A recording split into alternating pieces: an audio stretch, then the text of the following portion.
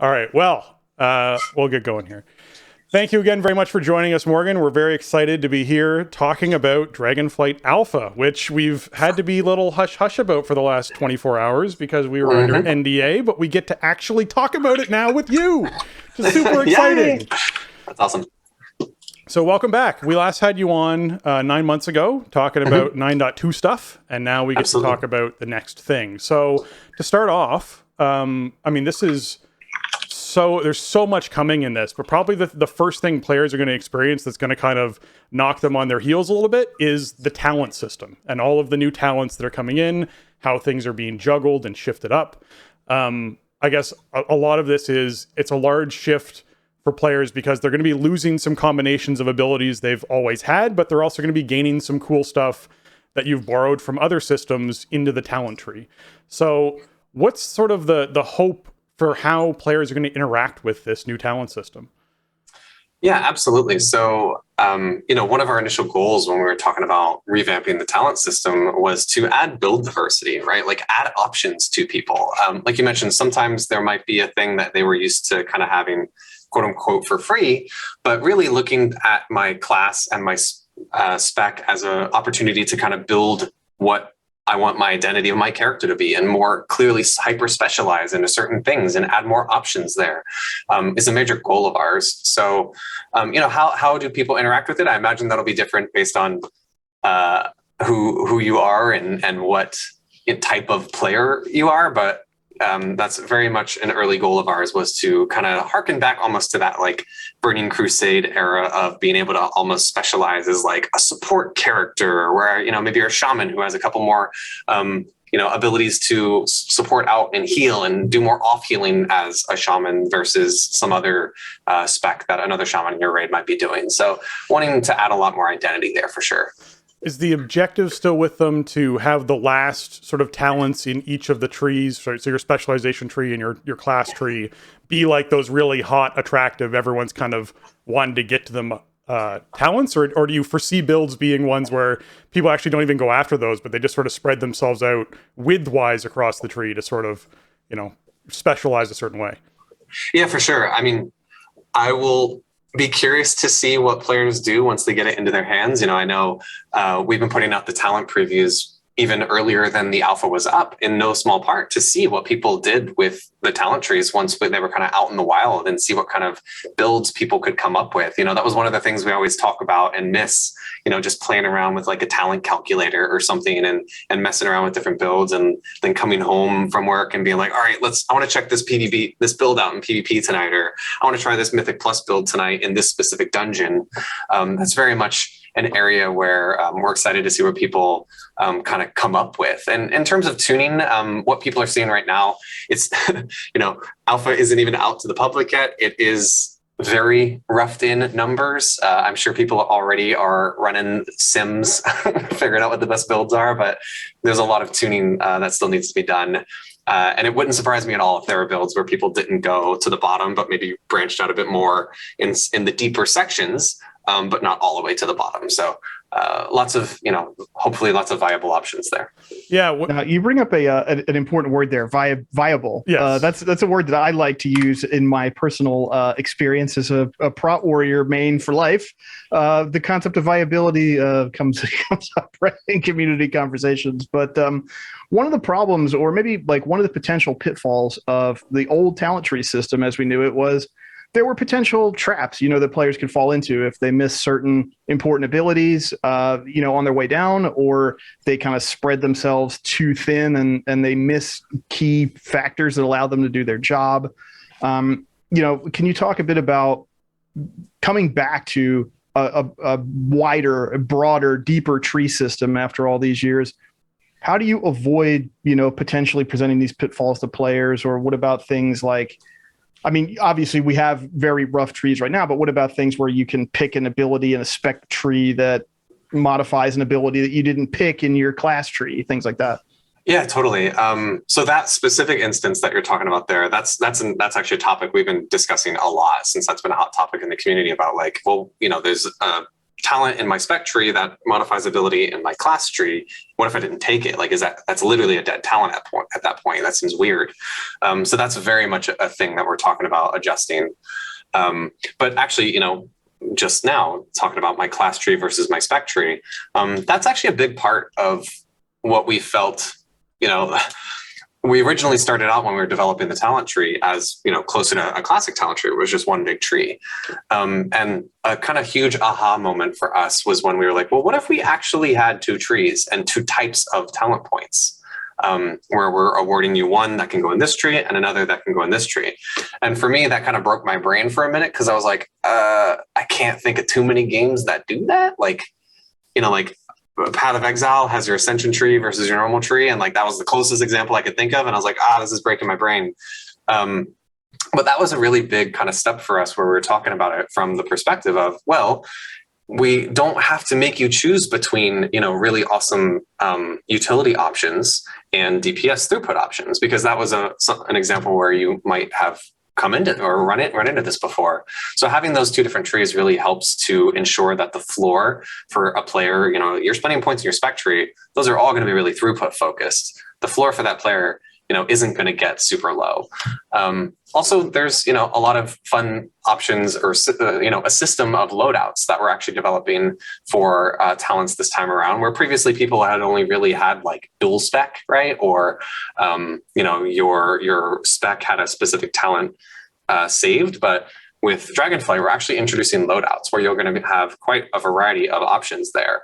And of course, we've been talking about potential features there. We're like, hey, can I share my loadout with other people so that they can see mine and then load it into mine? So adding some social features there, where if you're like, hey, what should I be doing? I feel like I'm not doing well enough. Somebody in your guild can be like, hey, here's my loadout, do this, right? I think those are all really cool tools that we didn't have before that should really be interesting to see how they play out. Man, very, very cool. I like the idea of being able to share my spec with someone, or I'm picturing even in a community base where people are posting on the forums or posting, inside social media or discords, that kind of idea. This is my spec. This is what I'm doing for this dungeon. Or I'm sure Raider.io would get all over it with different people who are doing MDI stuff with different specs. So yeah, that's really neat. I like that concept a lot. Yeah, and just being able to say hey, this is my Mythic Plus raid. I made a note earlier about Mythic Plus often people like to talk about the big polls, but on the content side of things, we always try to come at it from the perspective of, hey, we can have a dungeon where a 20 poll is a thing that could happen, but we also should be designing some of our dungeons where that's literally not possible. Maybe I always like to point out, dungeons like Theater of Pain is a great example most recently, where that's just a dungeon full of big bruiser creatures that, you don't want to do giant pulls through large swaths of that dungeon. So really keeping an eye on how we're developing the content and making sure that plays well with the systems. Very cool. One last talent tree thing that I just wanted to check in on.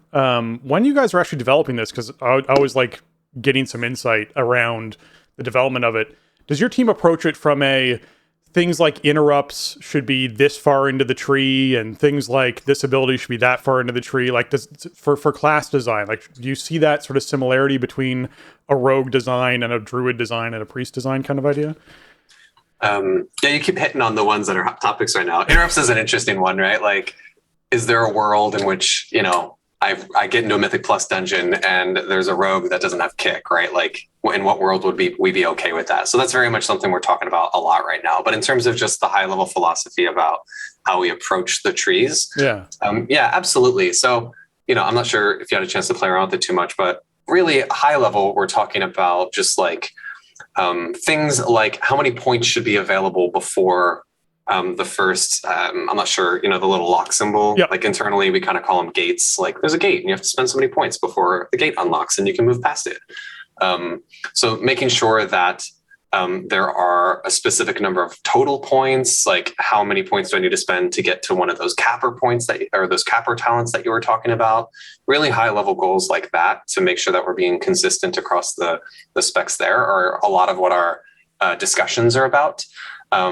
But when it comes to what the individual tree is shaped like, things like that, we talk about Legion artifacts were really cool because they all were very different shapes. The way that they were structured were very different, and it worked out well there. But we want to make sure that there's consistency in terms of like, the high level philosophy of what should be available with X points or Y points in each tree. Yeah, I have played around with it a fair amount in the last 24 hours, and the one thing I ran into was Resto Druids having to spec into remove corruption, but then naturally getting Nature's Cure. So then you end up with 2 dispels on the same cooldown, which felt really weird. Yeah, those rough edges are definitely being smoothed out as we experiment with this system. Exactly.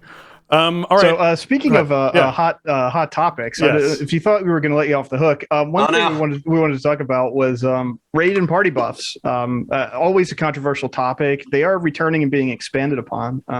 Personally, I really approach WoW as a cooperative game, and I think that having party buffs and individual targetable buffs and raid buffs is cool. It's something that I enjoy, like having that group dynamic in. But obviously, there can be a feels bad moment when somebody is getting a buff that you're not, or they're receiving some kind of benefit that you aren't. So, like, how do you push that kind of those bonuses, those buffs into the co-op realm? How do you de-emphasize like the feels bad when you're not the one on the receiving end of it?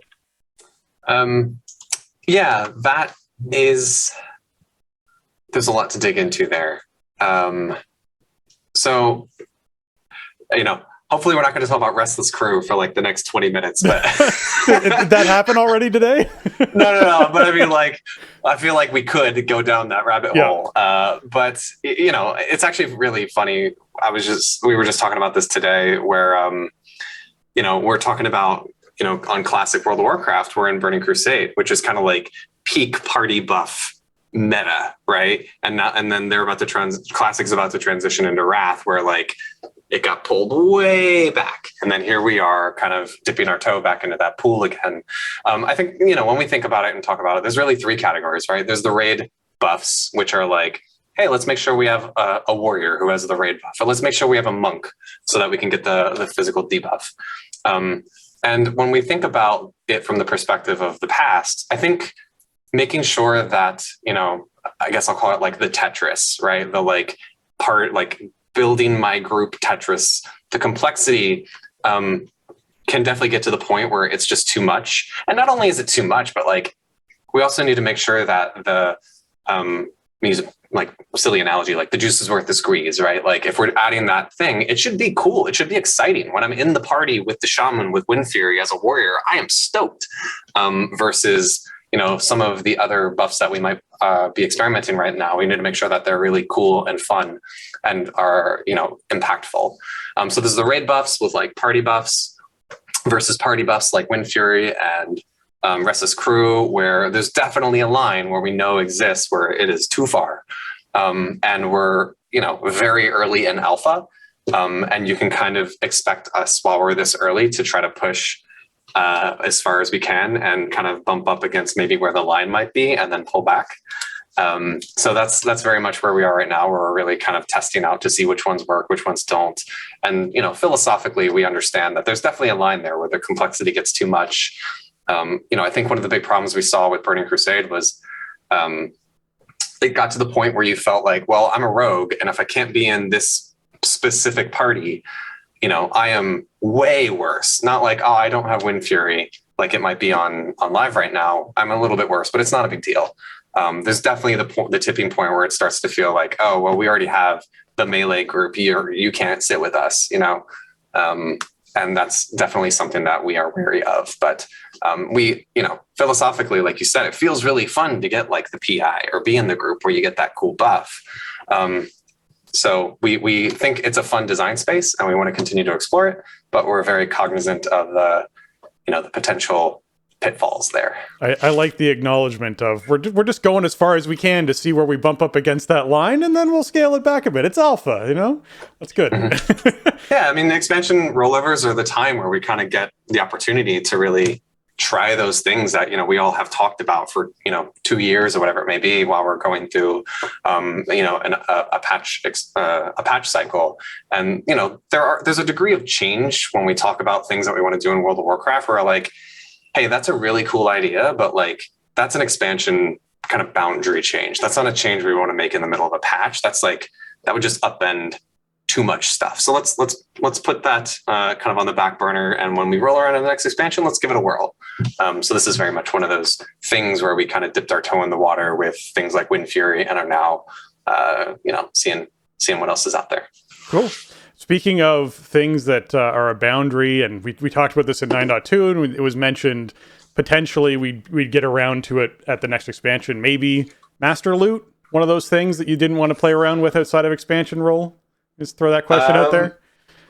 Didn't Ian talk about this recently? I want to say Ian talked about this recently, but it's not to us. Yeah. Yeah. True. It's very much being discussed and considered. Okay. I think specifically what we're talking about is around raid loot rules. Yeah. We really like the way that personal loot works for a very large majority of the game, but when it comes to something as just intrinsically social, like raiding, having loot distribution be also a social function feels like something that makes sense, and we want to kind of explore further and kind of experiment there. And we'll very likely open conversations about that during Dragonflight development with the community for sure. Great.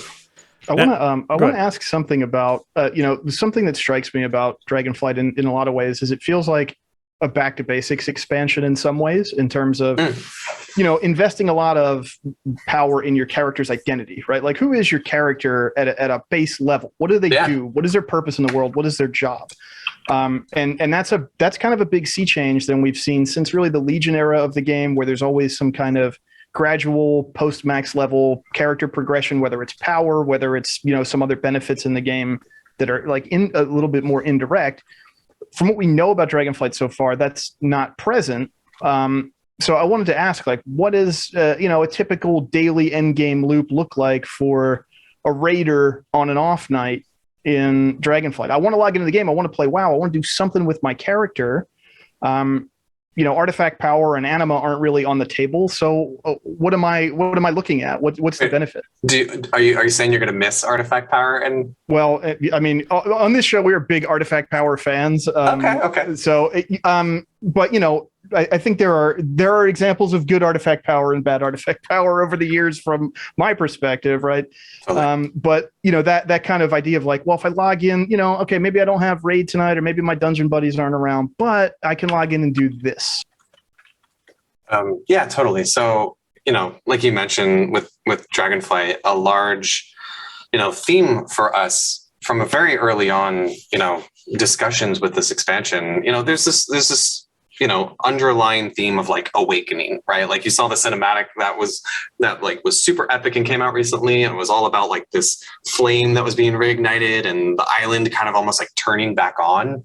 That's very much a theme that we wanted to consistently kind of have a through line through all of the expansion, and that included our features, right? So that idea of awakening or refurbishment and kind of rebuilding upon our foundations, which in some cases are pretty old, like with professions, they haven't really seen a big revamp in a long time. So really taking the time to revisit those core foundational systems and refurbish them such that we have a ton of design depth that we can build towards the future of.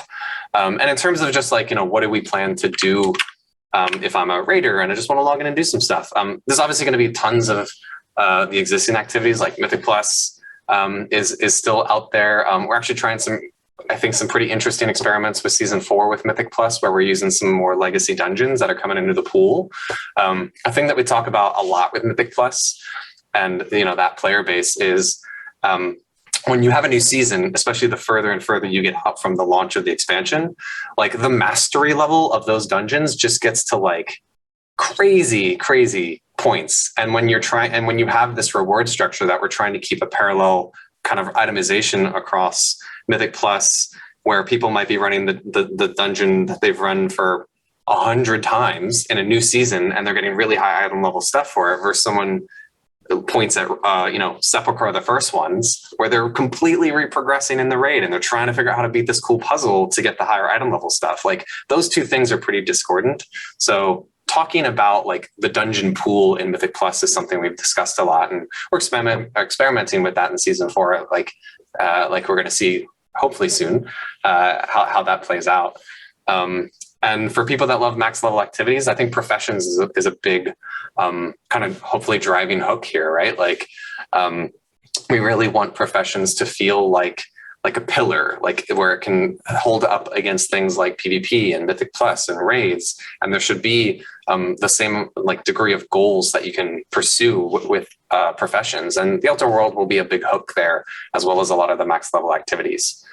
I can get into some of the like, actually, what am I doing in the Outer World if you're curious about that too. Well, kind of, because I wanted to piggyback off of that in 2 directions. One, just a quick hitter about dungeon stuff and the dungeon pool. How is the team feeling about the mega dungeon concept, and is that something that you plan to explore in the future? I definitely think it's working out pretty well. Like in terms of, we have this mega dungeon that is like almost like a 5-player raid. It's a great opportunity to visit and give a lot of space for some of these storylines that aren't maybe not like, I guess we'll call it like the A plot, right? Like Mechagon was not like the thing that we were all worried about at the time. Tazavesh very much has this interesting story to go along with it. So we really like that idea of almost having like a raid level space to explore with these other storylines, and then taking that dungeon, splitting it in half and introducing it into the Mythic Plus pool later feels like it's working out pretty well. There's some tweaks that we've talked about with like kind of the itemization of the mega dungeons and trying to make sure that they're appealing and something that people really want to pursue, rather than just like, these dungeons might, before they roll into the Mythic Plus pool, might not be as viable for as long as we would want them to be. So we're having some conversations around kind of the loot in them, as it were. All right, cool. Spencer, I'll throw it to you. We got time for one more. So. Oh, sure. Okay. Well, if we only have time for one more, I think I'm going to make it about acquiring gear, because that's something that a lot of people really have a big question on their mind about. When it comes to Dragonflight, are we going to see a return to of systems like the Creation Catalyst and that sort of system, as well as it's seeming like there's a lot of vendors and upgrading of gear that is already being talked about inside of the game. So is that something? Can you just expand on that a little bit more for us, as far as raid gear and things like that go? Are we seeing upgradable gear again? Are we seeing Catalyst gear again? Is that something we're going to be? Yeah, I'll try to hit a couple different topics there. So one, yes, we were overall happy with the Creation Catalyst in terms of the goal of not only creating catch-up for people who might want to have an alt or come into the patch a little late, feeling like they're not weeks and weeks away from having their set bonus, but also just that kind of bad luck protection, as it were. There's kind of the backstop on someone who, I've only got one piece of tier set and it's been X weeks.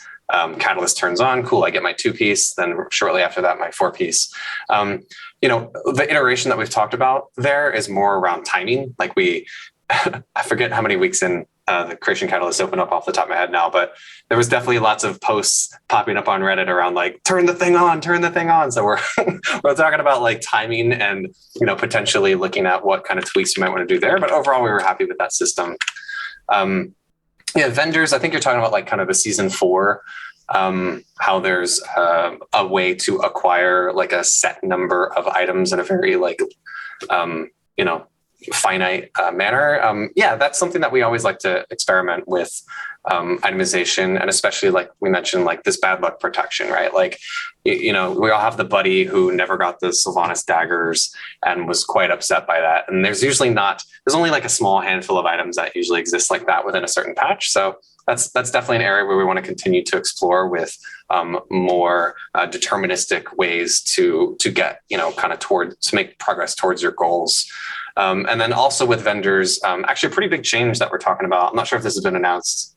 Hopefully not spoiling anything. But you might have seen like there's profession gear for PvPers. That's something that we have actually had in previous expansions, which I thought worked really well because it was a way to kind of get your, dip your toe in the water and not feel like you're going in kind of completely undergeared with all the people in there that might have honor or conquest gear on. So we wanted to create a more clear and like gradual on ramp for the PvPers.